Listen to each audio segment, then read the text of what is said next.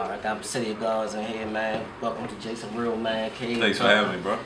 Alright, man. If y'all don't know City of Gods, I done wore it in a few episodes. I kept pressing up on my man. Finally up here. I appreciate it, man. What's going on, though, man?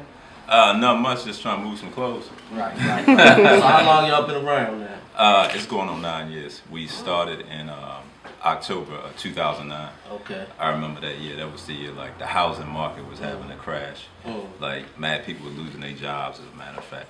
And you know, that was the year like people like was abandoning their mortgages. 2009 was a crazy year for the country. It was a recession. Right. So what made you? Where you get the title from? What made you come up with City of Gods?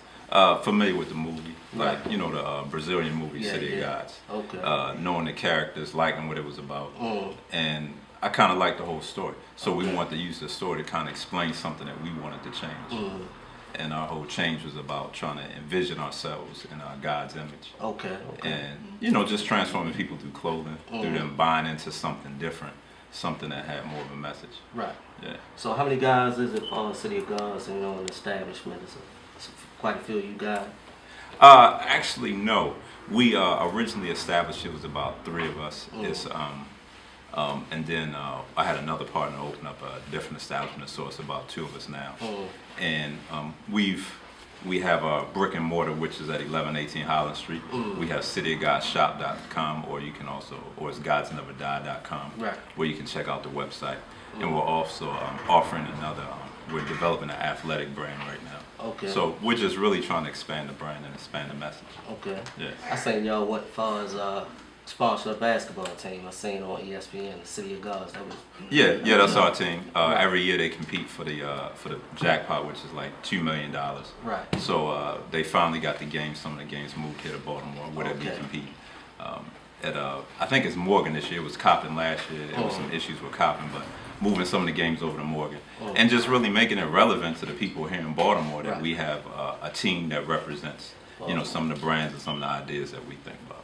Right. So I pretty much figured that y'all was pretty much heavy into fashion, and that's what y'all wanted to dabble into and things of that nature. That's why I jumped into it. Yeah, I'm very much into fashion. I'm not just the person that's like, yo, I just know what Louis and Gucci is, but I'm into all the brands, whether it be Stone Island, Reign and Champ, things of that nature. I'm just not like the guy who knows about Babe and Ava Supreme, but even all the underground brands. Right.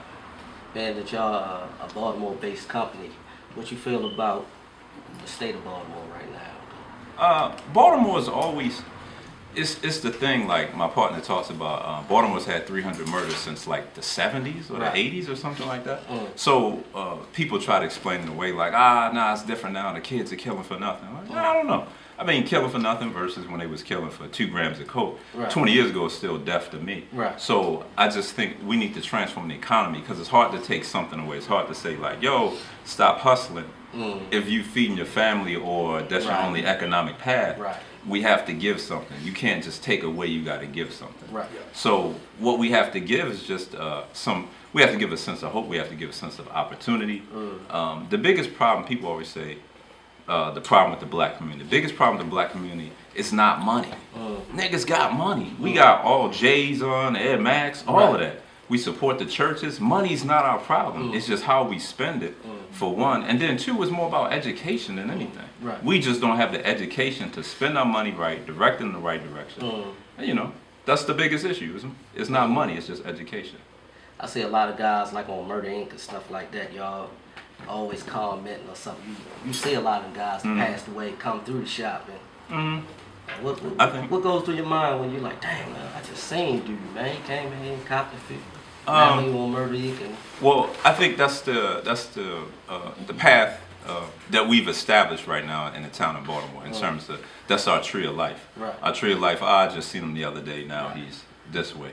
You know, we have to kind of like learn, because all of us, we kind of have to reinvent ourselves, because we can all catch ourselves like, you know, in a situation where someone's upset us or someone's done something wrong, like, yo, I'ma knock that motherfucker head off. Like, you know, we've all felt that way, like, I'ma, you know, do this to that person. So we feel that way because it's part of our culture now. It's ingrained with us, and black people, like, you know, Cedric said it best, I wish that nigga would be sitting in my seat. You know what I'm saying? It's ingrained in us to have a certain Yeah, exactly. To wanna hurt another brother, like to show him like don't play with us. Right. It's kind of ingrained within us where it's not the same. We don't understand that it's not the same for everybody around the world. See, we've all gone to the places where we see the white boys, they get drunk and they wrestle it out and, they just walk away from the situation. But we have a lot of anger, a lot of, hate from whether our father wasn't there, from, like, I remember my dad was always getting fired from jobs to economics to my baby mother getting on my nerves. We have so many stresses. And so it just creates a dislike because we can't put our hands on a white dude, so we put our hands on each other.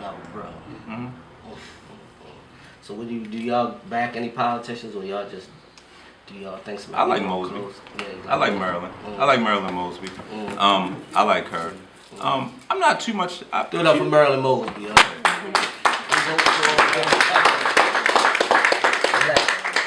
Let them phony ass police get off.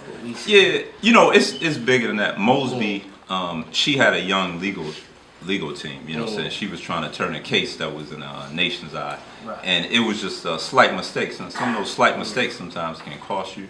And it was just the small things. It's just like you don't know what you don't know, and that's just life. We don't know what we don't know. It's just you just have to seek it sometimes. Well, let's get off of this deep stuff, man. Let's keep on talking about what's the next step for your clothing line and for the brand, the future, the next step for us is to continuously grow and spread the message, get people interested in the brand, appeal to a wider audience, and just do it through marketing, getting into, socially doing what we do. We do outreaches, obviously.